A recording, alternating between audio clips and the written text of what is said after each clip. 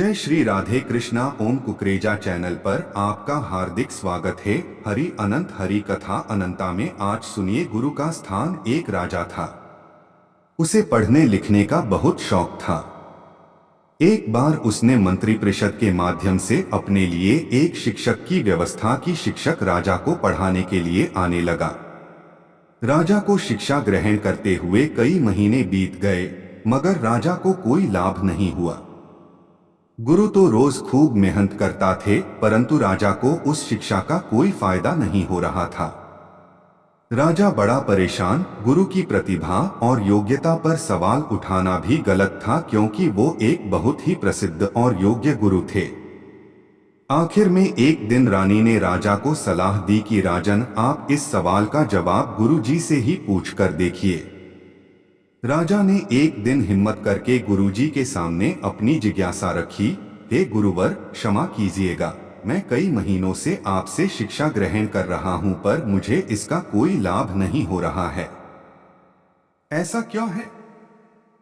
गुरुजी ने बड़े ही शांत स्वर में जवाब दिया। राजन, इसका कारण बहुत ही सीधा सा है।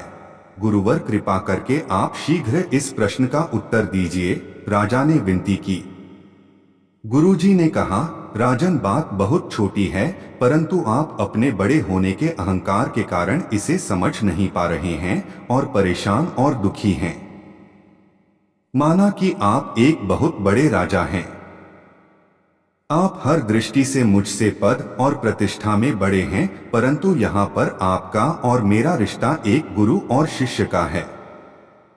गुरु होने के नाते मेरा स्थान आपसे उच्च होना चाहिए, परंतु आप स्वयं ऊंचे सिंहासन पर बैठते हैं और मुझे अपने से नीचे के आसन पर बैठाते हैं। बस यही एक कारण है जिससे आपको न तो कोई शिक्षा प्राप्त हो रही है और न ही कोई ज्ञान मिल रहा है। आपके राजा होने के कारण मैं आपसे यह बात नहीं कह पा रहा था। कल से अगर आप मुझे ऊंचे आसन पर बैठाएं और स्वयं नीचे बैठें तो कोई कारण नहीं कि आप शिक्षा प्राप्त न कर पाएं। राजा की समझ में सारी बात आ गई और उसने तुरंत अपनी गलती को स्वीकारा और गुरुवर से उच्च शिक्षा प्राप्त की। इस छोटी सी कहानी का सार यह है कि हम रिश्ते नाते, पद या धन वैभव किसी में भी कितने ही बड़े क्यों न हो, हम अगर अपने गुरु को उसका उचित स्थान नहीं देते तो हमारा भला होना मुश्किल है। और यहाँ स्थान का अर्थ सिर्फ ऊंचा या नीचे बैठने से नहीं है। इसका सही अर्थ है कि हम अपने मन में गुरु को क्या स्थान दे रहे हैं।